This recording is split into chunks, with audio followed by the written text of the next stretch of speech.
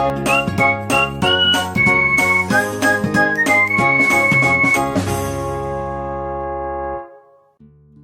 morning, good afternoon, good evening everyone. So at whatever time of the day you are watching this video, मैं रौनक Gupta, creator and crafter ज्ञानी रुद्रा, स्वागत करता हूं आप सभी का करियर प्लानिंग सीरीज के एक और नए और इंटरेस्टिंग वीडियो में, जिसकी थीम है करियर इन इंजीनियरिंग।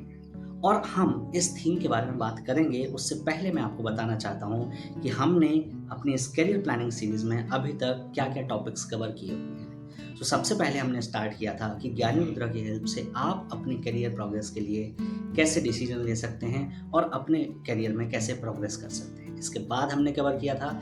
कि अगर आप चाहते हैं कि अपने करियर के लिए बेस्ट डिसीजन आप खुद से कैसे ले सकें, तो उसके लिए हमने आपको एक सिंपल गाइड बताई थी, वो हमने कवर किया था। एंड देन उसके बाद के वीडियोस में हमने कवर किया हुआ है कि करियर ऑप्शंस आपके पास क्या हैं 10th क्लास के बाद, 12th क्लास के बाद, और 12th में भी आपके पास साइंस से अगर आपने 12th की है तो क्या करियर ऑप्शंस हैं,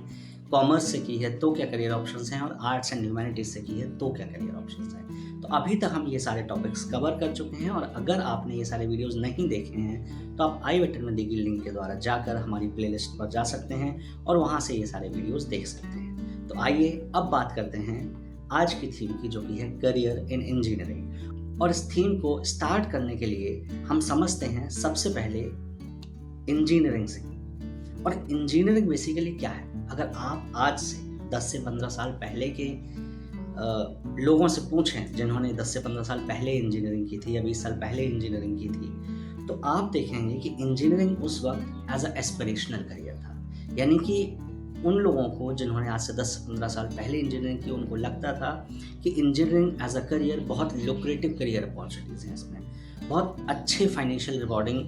जो करियर अपॉर्चुनिटीज़ हैं वो इंजीनियरिंग ऑफर करता है। बट अगर आज की डेट में आप देखें, और आप जब देख रहे हैं इस वीडियो को और आप अपने आसपास देख रहे होंगे, तो आपको लगता है कि इंजीनियरिंग एज अ करियर अब सैचुरेट हो गया है। ऐसा आखिर क्यों है?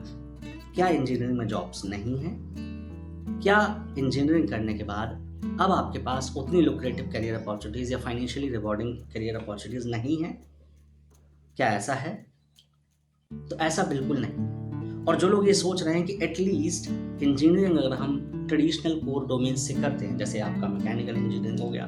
सिविल इंजीनियरिंग हो गया, इलेक्ट्रिकल इंजीनियरिंग हो गया, इलेक्ट्रॉनिक्स एंड कम्युनिकेशन इंजीनियरिंग हो गया, तो कहीं ना कहीं जॉब अपॉर्चुनिटीज़ की कमी है। तो ऐसे लोगों से मैं ये कहना चाहूँगा कि ऐसा नहीं है कि engineering as a career saturate हो चुका है कम्प्लीटली और करियर अपॉर्चुनिटीज़ नहीं है। बात यह है कि हमने कभी ये समझने की कोशिश नहीं की है कि इंजीनियरिंग एज अ करियर कैसे इवॉल्व हुआ है। इवॉल्व होने की अगर मैं बात करूं, तो बात आती है कि अगर आप एज अ मैकेनिकल इंजीनियरिंग सोचें, आप अब ये नहीं सोच सकते कि आज से अगर 10 से 15 साल पहले आपने mechanical engineering as a career domain choose किया, तो सिर्फ आपने 4 साल जो डिग्री की पढ़ने के बाद आपको एक सिंपल एक जॉब मिल जाएगी। बट आज की डेट में ऐसा नहीं है। क्यों नहीं है? उसका रीज़न ये है कि इतना सारा टेक्नोलॉजिकल एडवांसमेंट हो चुका है, इतना ज़्यादा करियर डोमेन से इवॉल्व हो गए हैं कि अब सिर्फ और सिर्फ मैकेनिकल इंजीनियरिंग की अंडरस्टैंडिंग होने से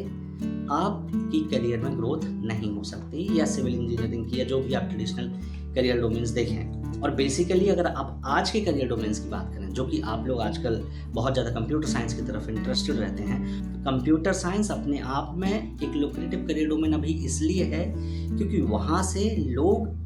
फंडामेंटल्स ले रहे हैं और उन फंडामेंटल्स को अप्लाई कर रहे हैं डिफरेंट करियर डोमेन्स में। जैसे फॉर एग्जांपल मैं मैकेनिकल इंजीनियरिंग की एज एग्जांपल बात कर रहा था, तो आज से अगर मैं वही पहले जो मैं बात कर रहा था कि पहले अगर आपने एक सिंपल प्लेन डिग्री कर ली है मैकेनिकल इंजीनियरिंग, सिविल इंजीनियरिंग और ट्रेडिशनल करियर डोमेन्स में, तो आपको ईजिली एक अच्छी करियर अपॉर्चुनिटी मिल जाएगी। लेकिन अब सिचुएशन चेंज हो गई। अब सिचुएशन क्या है कि उन डिग्रीज के साथ साथ, उन फंडामेंटल नॉलेजेस के साथ साथ आपको ये पता होना चाहिए कि आप अदर जो डोमेन्स हैं, जैसे फॉर एग्जांपल मैकेनिकल इंजीनियरिंग के साथ साथ आप इलेक्ट्रिकल इंजीनियरिंग की अपनी जो अंडरस्टैंडिंग है, इलेक्ट्रॉनिक्स एंड कम्युनिकेशन इंजीनियरिंग की जो आपकी अंडरस्टैंडिंग है, कंप्यूटर साइंस इंजीनियरिंग की जो आपकी अंडरस्टैंडिंग है, उन अदर डोमेन्स की अंडरस्टैंडिंग को कैसे इम्प्लीमेंट करके मैकेनिकल इंजीनियरिंग में ही आप कैसे इवॉल्व कर सकते हैं। फॉर एग्जांपल आप कैसे रोबोट्स बना सकते हैं, कैसे ऑटोमेटेड मशीन्स बना सकते हैं, कैसे उन मशीन्स को ऑपरेट कर सकते हैं, कैसे उन मशीन को मेंटेन कर सकते हैं, वो सारी चीज़ें आपको समझनी पड़ेंगी। यानी कि करियर डोमेन तो अभी भी वही है, बट पॉइंट ये है कि जिस तरीके से टेक्नोलॉजी चेंज हो रही है, जिस तरीके से सोसाइटी चेंज हो रही है, जिस तरीके से रिक्वायरमेंट्स ऑफ इंडस्ट्रीज चेंज हो रही हैं, जिस तरीके से हम एडवांस होते जा रहे हैं इंडस्ट्रियल रेवोल्यूशन के साथ साथ, जो फोर्थ इंडस्ट्रियल रेवोल्यूशन है उसके साथ साथ हम एडवांस होते जा रहे हैं, उस तरीके से इंडस्ट्री की रिक्वायरमेंट्स बदलती जा रही हैं। और उन बदलती रिक्वायरमेंट्स के साथ आपको समझना होगा कि सिर्फ और सिर्फ एक प्लेन इंजीनियरिंग कोई भी डोमेन लेने से आप करियर ग्रो कर पाएंगे, तो ऐसा बिल्कुल नहीं है। आपको समझना पड़ेगा कि आज की डेट में जो इंजीनियरिंग में करियर हैं वो मल्टी डिसिप्लिनरी डोमेन्स में है। मल्टी डिसिप्लिनरी यानी कि एक से ज़्यादा डोमेन्स मिलकर मर्ज होकर एक नए डोमेन्स बन रहे हैं। जैसे फॉर एग्जांपल आज के डेट में आप सुनते होंगे करियर के बारे में डेटा साइंस की। तो डेटा साइंस क्या है? डेटा साइंस इज सिंपली कि आप स्टैटिस्टिक्स की अंडरस्टैंडिंग रखते हैं, आप अंडरस्टैंडिंग रखते हैं कि कैसे आपके पास एक बहुत बड़ा डेटा है, उस डेटा को एनालाइज करके, उस डेटा को समझ के आप एक बिजनेस सेंट्रिक इंसाइट्स कैसे जनरेट कर सकते हैं। तो आपने क्या किया, उस स्टैटिस्टिक्स के फंडामेंटल्स को, चूँकि डेटा आप बहुत बड़े अमाउंट में, बहुत ज़्यादा है, millions and trillions of data है, तो आपने क्या किया, कंप्यूटर साइंस को लेके, उसकी एल्गोरिथम्स को लेके, ये जो पूरी प्रोसेस मैनुअल होती थी डेटा को एनालाइज करने की, उस प्रोसेस को आपने ऑटोमेट कर दिया। यानी कि आपने डिफरेंट एल्गोरिथम्स डेवलप किए, डिफरेंट सॉफ्टवेयर्स डेवलप किए और उन सॉफ्टवेयर्स के थ्रू डेटा को एंटर किया, डेटा को एनालाइज किया, इंसाइट्स जनरेट की, and then at the same time आपने उन इंसाइट्स को इंटरप्रेट किया for the benefits of businesses. So इस तरीके से अगर आप देखें तो क्या हुआ, डेटा साइंस कोई नया डोमेन है? नहीं। क्या हुआ, आपके पास कंप्यूटर साइंस ऑलरेडी डोमेन है, एग्जिस्टिंग, स्टैटिस्टिक्स एक एग्जिस्टिंग डोमेन है, दोनों के मर्ज होने से क्या हुआ, एक न्यू एज करियर डोमेन हो गया। इसी तरीके से आपके रोबोटिक्स एंड ऑटोमेशन हो गया, मैकाट्रॉनिक्स इंजीनियरिंग हो गया, जहां हम बात करते हैं मोर एंड मोर ऑटोमेशन की, यानी कि किस तरीके से हम डिफरेंट मशीन्स को, डिफरेंट टूल्स को, डिफरेंट इक्विपमेंट्स को, डिफरेंट प्रोसेसेस को ऑटोमेट कर सकें, और उसके ऑटोमेशन से क्या होगा, आपकी वर्किंग कंडीशंस भी इंप्रूव हों, एट द सेम टाइम आपकी प्रोडक्टिविटी, क्वालिटी, ये सारी चीज़ें इंप्रूव हों, और आप इस ग्लोबली एक्सपेंडिंग मार्केट में, ग्लोबली एक्सपेंडिंग इंडस्ट्रियल रेवोल्यूशन में आप अपने आप को कैसे सस्टेन कर पाएँ। इसी तरीके से बात आती है artificial intelligence and machine learning की। तो ये डोमेन्स भी क्या हैं, ये artificial intelligence and machine learning की अगर हम बात करें तो प्लेन आप समझे तो प्लेन कोई ऐसा नहीं है कि आप प्लेन प्रोग्रामिंग करके अल्टीमेटली आप जो प्रोग्रामिंग कर रहे हैं, जो एल्गोरिथम्स बना रहे हैं, वो कहीं ना कहीं किसी एप्लीकेशन के लिए बना रहे हैं, और वो एप्लीकेशन क्या है, अगेन कुछ ना कुछ किसी अदर डोमेन के फंडामेंटल से रिलेटेड है। सिमिलरली आप IoT की बात करें, यानी इंटरनेट ऑफ थिंग्स, तो क्या है, आप different mechanical appliances, electrical appliances या जो डिवाइसेज हैं, उन डिवाइसेस को कैसे इंटीग्रेट कर रहे हैं आप with the help of internet technologies, so that कि आप उनको रिमोटली ऑपरेट कर सकें, जिससे कि आप अपने कंफर्टेबल इन्वायरमेंट से डिफरेंट मशीन्स को, डिफरेंट इन्वायरमेंट को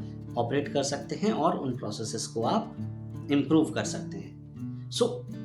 इंजीनियरिंग अगर एज अ करियर में बात करूं तो इंजीनियरिंग एज अ करियर आपके पास बहुत सारे ऑप्शंस होते हैं। ट्रेडिशनल अगर आप चाहते हैं तो आपके पास मैकेनिकल इंजीनियरिंग का ऑप्शन है, सिविल इंजीनियरिंग का ऑप्शन है, इलेक्ट्रॉनिक्स एंड कम्युनिकेशन इंजीनियरिंग का ऑप्शन है, इलेक्ट्रिकल इंजीनियरिंग का ऑप्शन है, कंप्यूटर साइंस इंजीनियरिंग का ऑप्शन है। अगर आप एडवांस करियर डोमेन्स की तरफ जाते हैं तो आपके पास आर्टिफिशियल इंटेलिजेंस, मशीन लर्निंग का ऑप्शन है, डेटा साइंस का ऑप्शन है, मैकाट्रॉनिक्स का ऑप्शन है, पेट्रोलियम इंजीनियरिंग का ऑप्शन है, देन आपके पास फुल स्टैक डेवलपमेंट का ऑप्शन है। इस तरीके से बहुत सारे फंडामेंटल जो डोमेन्स हैं उनके मर्जर से नए नए डोमेन्स बनते जा रहे हैं और उन सब में आप अपना करियर देख सकते हैं। पॉइंट की बात यह है